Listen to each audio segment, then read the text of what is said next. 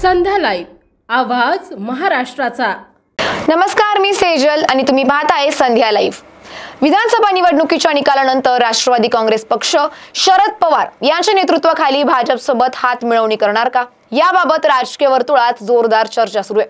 गुरुवारी शरद पवार यांच्या वाढदिवसानिमित्त त्यांच्या दिल्लीतील निवासस्थानी अजित पवार यांनी सहकुटुंब भेट घेतली।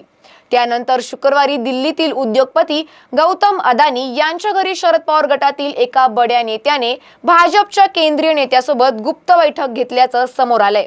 या घटनेमुळे महाराष्ट्राच्या राजकारणात पुन्हा एकदा मोठ्या उलथापालथींची शक्यता निर्माण झाली आहे। विधानसभा निवडणुकीचे निकाल लागल्यानंतर शरद पवार गटातील आमदार व खासदारांमध्ये सत्ता स्थापनेसंदर्भात चलबिचल दिसून आली आहे। 4 डिसेंबरला दिल्ली येथे शरद पवार गटाच्या खासदारांची बैठक झाली होती। या बैठकीत सत्तेत सामील होण्याच्या मुद्द्यांवर चर्चा झाली। यामध्ये 2 गट स्पष्टपणे दिसून आले। पहिला गट भाजपसोबत स्वतंत्र अस्तित्व ठेवून सत्तेत सहभागी होण्याच्या बाजूने, तर दुसरा गट अजित पवार यांच्या राष्ट्रवादी गटात सामील होण्याच्या मताचा आहे। तथापि शरद पवार गटातील बहुतांश आमदार व खासदार सत्तेत जाण्याच्या बाजूने असल्याचं कळतंय। जर असे झाले तर महाविकास आघाडीचे अस्तित्व धोक्यात येऊ शकते। गुरुवारी रात्री अदानी यांच्या दिल्लीतील निवासस्थानी शरद पवार गटातील एका नेत्याने भाजपच्या केंद्रीय नेत्यासोबत गुप्त बैठक घेतल्याचं सूत्रांनी सांगितलंय। या बैठकीत आगामी स्थानिक स्वराज्य संस्थांच्या निवडणुका आणि शरद पवार गटाची भूमिका यावर चर्चा झाल्याचं समजतंय।